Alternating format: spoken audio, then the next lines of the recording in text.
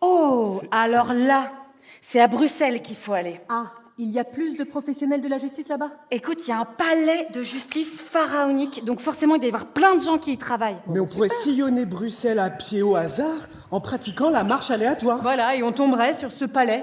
Il a été conçu fin 18e, Fin 19e. sous Léopold Ier, Léopold II. de façon complètement délirante, par un architecte mort à moitié fou, je crois. Il s'appelait Joseph Paul Hertz. Et il est en rénovation depuis des années, il y a des échafaudages absolument partout. Tout le monde a peur qu'il s'écroule en fait. On dit qu'il fait partie des 50 monuments les plus en danger en Europe, voire dans le monde. Quoi, Vincent, ça va? Non, bah non, on fait pas. Non, c'est vraiment... Bon, Pardon, attendez, mais je vais regarder pardon, le temps. Deux pardon. secondes. Bah oui, c'est pas drôle, Vincent. Ok, bon, allez. Faut lever et baisser. Ah oui, c'est ça.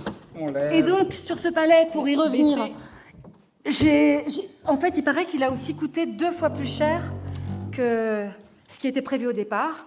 200 ouvriers sont morts aussi sur le chantier.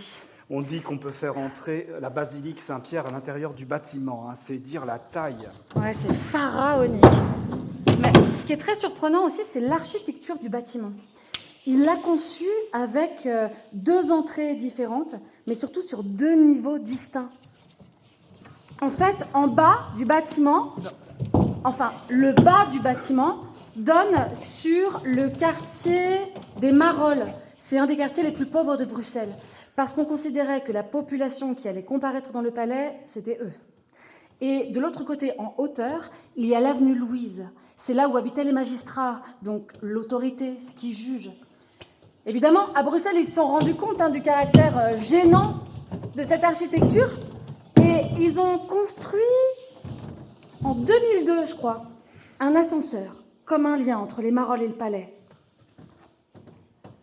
Le problème, c'est qu'il ne reste plus que 25 personnes à travailler dans ce bâtiment. C'est la cour de cassation. Mais non. Si.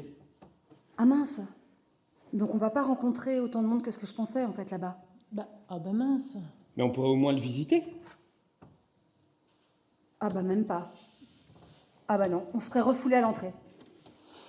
Vous Dommage. tenez? Oui, moi je tiens. Ok, je vais regarder le plan. Ça tient tout seul. Je tiens.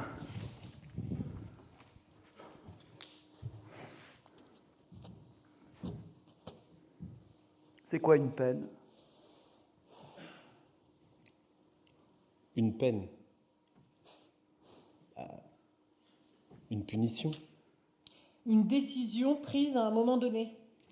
Oui, bah, c'est une façon de sécuriser la société en isolant quelqu'un ou en infligeant une sanction financière. Mais qui on est, nous, finalement, pour infliger une peine à quelqu'un qu'on ne connaît pas? Bah, toi, personne. Mais il y a des juges pour ça. Ouais, mais c'est quand même un drôle de métier, juge. Parce que il doit être impartial, et ça reste un être humain. Et comment on peut être impartial? C'est un professionnel qui applique la loi selon un cadre et une procédure. Ouais. C'est aussi toute une organisation basée sur le droit, des normes qui sont celles de ton pays. Et puis, ça se déroule dans un temps très particulier aussi, très précis. J'avais entendu par exemple qu'un témoignage n'a de valeur que dans la mesure où il est prononcé pendant le procès et en présence de toutes les parties. Et c'est un espace aussi. C'est un espace symbolique. T'as la juge, ou le juge, et la prévenue ou le prévenu, qui a un endroit. Et entre les deux, il y a un espace vide. Et cet espace vide, dans l'architecture de la salle d'audience, on l'appelle l'espace de la loi. J'ai une de mes cousines qui est juge des enfants et elle me raconte que dans son bureau, même si l'espace est beaucoup plus petit, donc c'est très difficile de recréer cette relation, mais elle essaye quand même de maintenir cette distance entre elle et là où les personnes avec qui elle s'entretient. Et ça suffit pour être impartial? Par rapport à ça, en Suède, ils ont fait quelque chose de très intéressant. Ils ont envoyé aux juges un formulaire avec des questions qui visent à les faire réfléchir sur ce qu'ils sont profondément. Alors bon, sans leur dire non plus attention, ce que vous êtes détermine votre façon de juger, mais simplement pour éveiller leur conscience. Alors, je sais pas, faites-vous partie d'une association? Avez-vous des hobbies? Avez-vous vécu des faits marquants pour qu'ils réalisent tout ce qu'ils portent et qui, dans leur histoire, peut influer potentiellement sur leur jugement. J'ai découvert que lorsqu'on vient demander un arbitrage à un juge, il doit rendre justice. Il doit rééquilibrer, en fait. Il est contraint de rendre un jugement, sinon il est hors la loi. On peut juger des juges.